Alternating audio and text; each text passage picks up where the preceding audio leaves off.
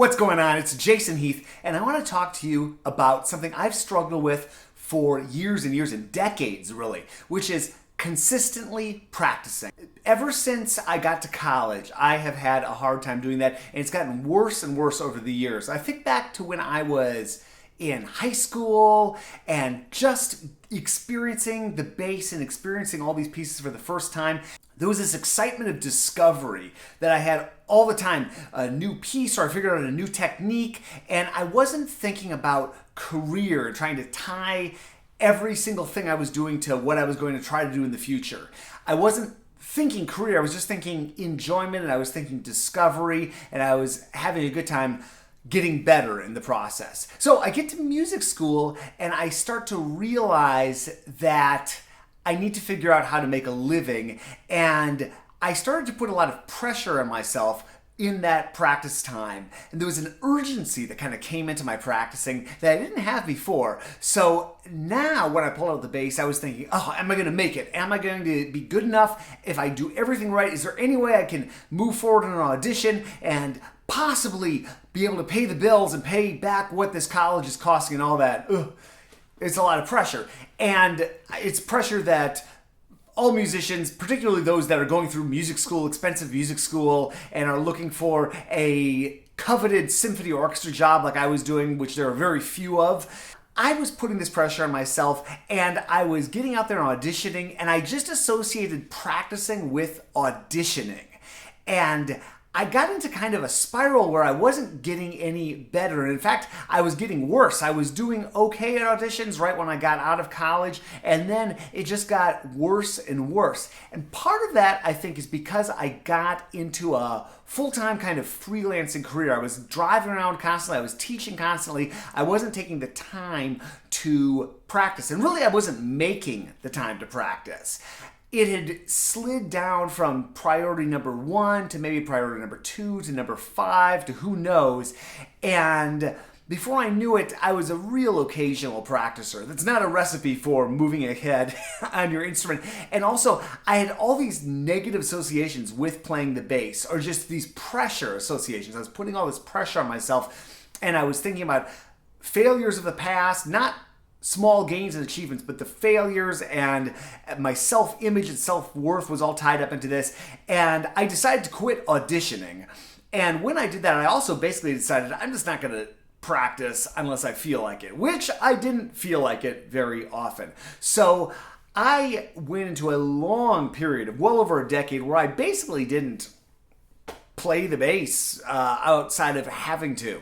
I didn't learn any new pieces. I certainly never pulled the bass out for practicing for fun. And I decided to change careers and go into education. So I went back to school, and my life was still in music, but during that time I was very busy, so practicing understandably was limited.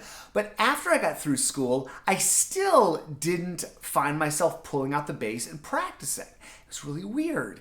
I had time as a teacher, and of course my time got filled up, but I could have carved out time, yet I didn't. It still wasn't one of those things that I scheduled time for, that I thought of as a priority.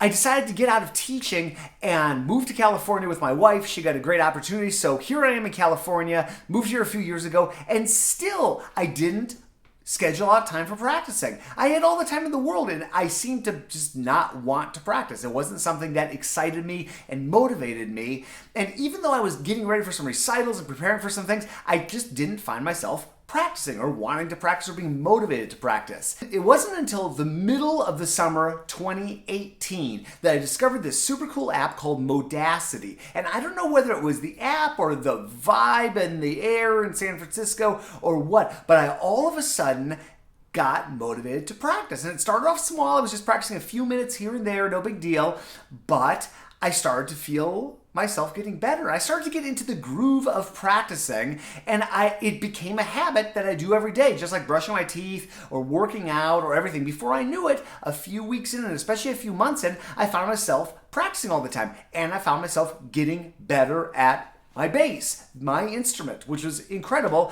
and it was a wonderful feeling. It was something that's translated over to other things in my life, like my writing and my podcasting and all my other projects. So now I look forward to practicing, and I gotta say, I think it's Modacity that set me on that course, and it got me to remember how learning music just for its own sake, without any sort of job or professional ambition, how that can be a really beautiful thing.